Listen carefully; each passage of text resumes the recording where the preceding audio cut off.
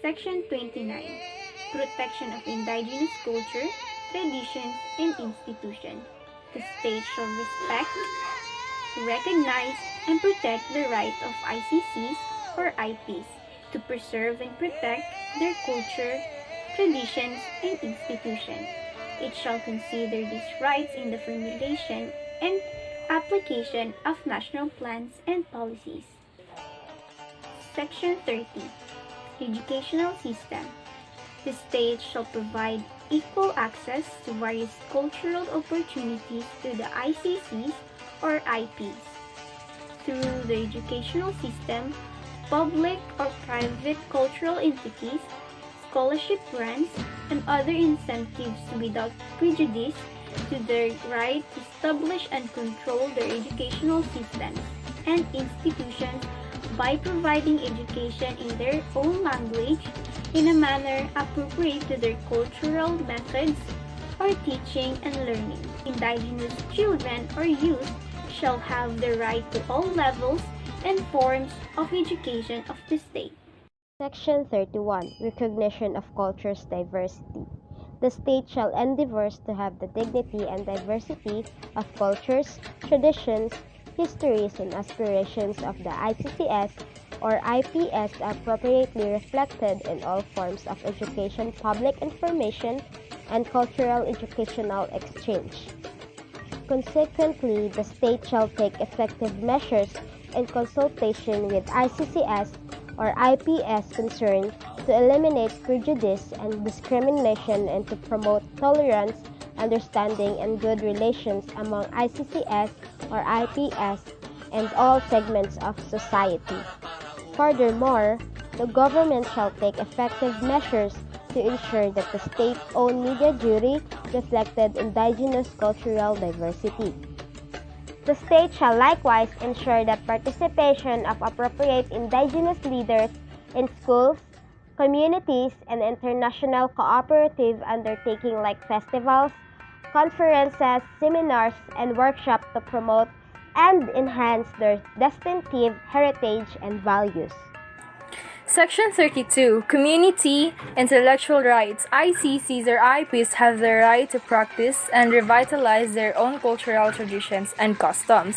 The state shall preserve, protect, and develop the past, present, and future manifestation of their cultures, as well as the right to the restitution of culture, intellectual, religious, and spiritual property taken without their free and prior informed consent or in violation of their laws, traditions, and customs.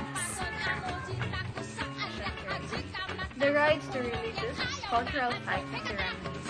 This is the rights to manifest, practice, develop, and teach their spiritual and religious traditions, customs, and ceremonies.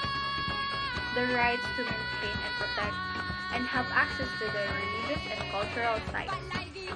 The rights to use and control of their ceremonial objects, the rights to reputation of human remains. They shall take effective measures to cooperate with the ICCS or IPS concerned to ensure that indigenous sacred places, including burial sites, can be preserved, respected, and protected. It shall be unlawful to explore, evacuate, or make digging on archaeological sites of the ICCS or IPS for the purpose of obtaining material of cultural values without the free or prior informed consent of the community concerned. And also, defense, remove, or otherwise destroyed artifacts which are of great importance to the ICCS or IPS for the preservation of cultural heritage. Section 34. Right to indigenous knowledge systems and practices and to develop own sciences and technologies. ICs or IPs are entitled to the recognition of the full ownership and control and protection of their cultural and intellectual rights. They shall have the right to special measures to control, develop, and protect the sciences, technologies, and cultural manifestations, including human and other genetic resources, seeds, including derivatives of these resources, traditional medicines, and health practices, vital medicinal plants, animals, and minerals. Indigenous knowledge systems and practices, knowledge of the properties of fauna and flora, oral traditions, literature, designs, and visual and performing arts.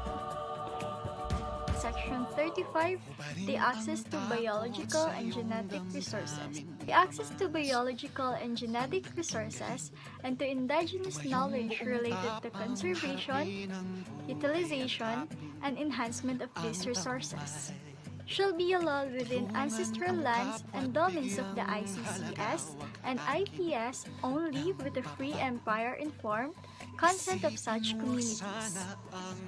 This Act provides for the conservation, evaluation, and sustainable use of biological and genetic resources and associated traditional knowledge. The term genetic resources refers to any biological material which contains genes and metabolic materials that may be derived from genes. Section 36, the Sustainable Agro-Technological Development.